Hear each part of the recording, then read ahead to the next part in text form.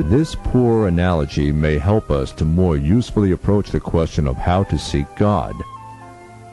The fact of creation, the immensity of it combined with an essential unity of form, the sheer beauty and harmony of it, and its usefulness to us as well as its demands upon our labor and our understanding, all make us aware of the existence of the Creator.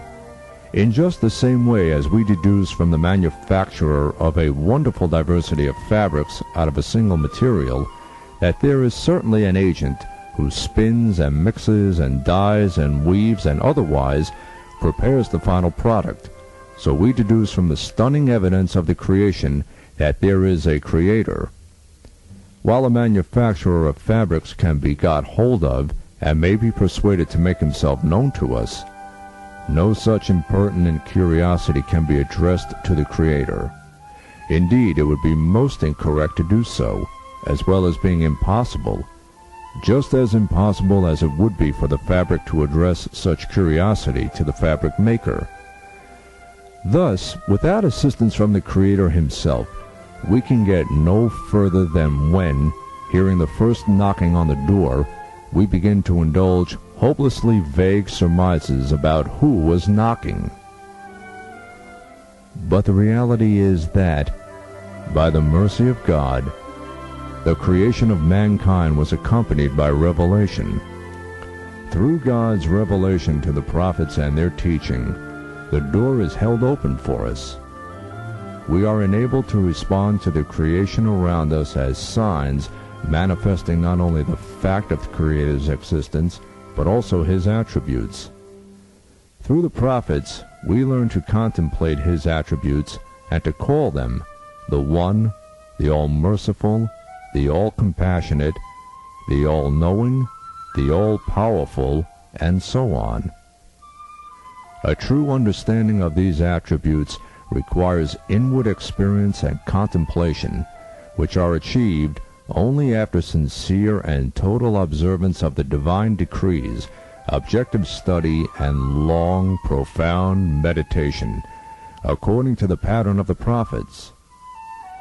Even then, it is by no means possible for any person to comprehend the divine essence. That is why it is said, His names are known, His attributes are comprehended, and His essence exists. In the words of Abu Bakr as-Sadiq, may God be pleased with him, to comprehend His essence means to confess that His essence cannot be comprehended. What falls to us is to remain committed to our covenant with God and to beseech Him in this way. O you who alone are worshipped, it needs no saying that we are unable to attain to true knowledge of you. Yet we believe that you are indeed nearer to us than our neck veins. We feel your existence and nearness in the depths of our hearts through the universe which you have created and opened to us like a book, and through the wonderful harmony of form between the least and the largest of what you have brought into being. We come to perceive that we are integrated into the whole realm of your theophanies, and by that perception our souls are rested and consoled, and our hearts find serenity. But there are some who do not seek any such serenity, or indeed any inward life at all. They are of a mechanical turn of mind, and readily fall into a mechanical kind of sophistry which entraps and paralyzes their reason. They ask, given that God created everything, who created God? When I first heard this question, I straightway confessed again, and Muhammad is his messenger, for the prophet, peace be upon him, predicted that this question would be raised. Indeed, he predicted a great many future events of importance. All have come true and will continue to do as time unfolds.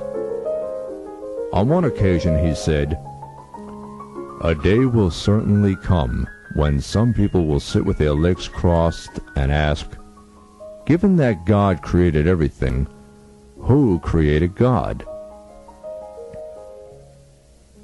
Of course, those who put such questions are atheists or inclined to ism and seek to lead others astray also. The purpose of their question is to avoid the responsibility owed by a creature to the Creator, to avoid belief and worship. At best, the question is derived from the observation of cause and effect relationships.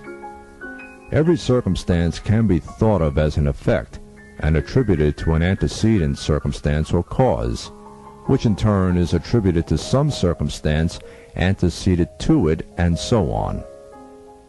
In the first place, it is obvious to anyone who reasons objectively that the notion of cause is only an hypothesis. It has no objective existence.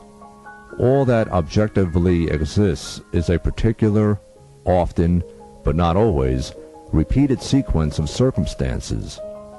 Secondly, if this hypothesis is applied to existence as a whole, we cannot find a creator of it, because each creator must have a creator before that creator in a never-ending chain. In fact, the futile notion of a never-ending chain of creators was one of the arguments used by Muslim theologians to explain the necessity of believing in God.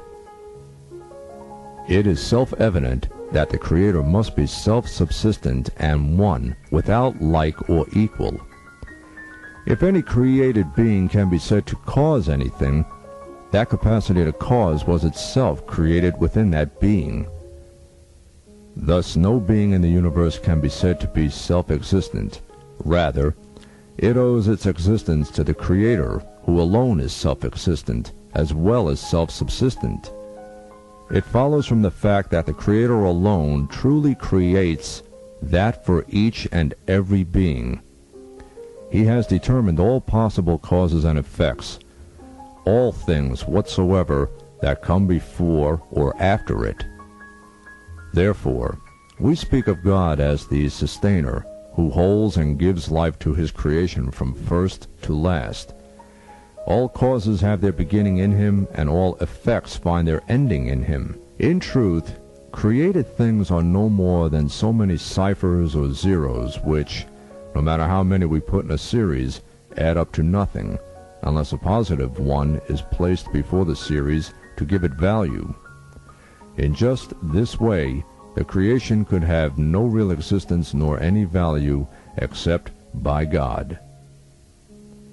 What we call causes have no direct or independent influence in existence, no direct or independent effects. It may be that we need to speak of causes and effects in order to understand how, in a short space and over a little period of time, some part of the creation is made intelligible to us and available to us for our use. But even this but confirms our dependence upon God and our answerability before Him. It is not God who needs causes and effects to create. Rather, it is we who need causes and effects to understand what He has created. He alone is the first and the last, the eternal, the initiator, and the determiner. And all our busy little efforts after cause and effect are but veils between ourselves and His majesty. Let's then affirm once more, He, God, is one, God the self-subsistent, eternally besought of all. He neither begets nor was begotten, and nothing whatever is like unto Him.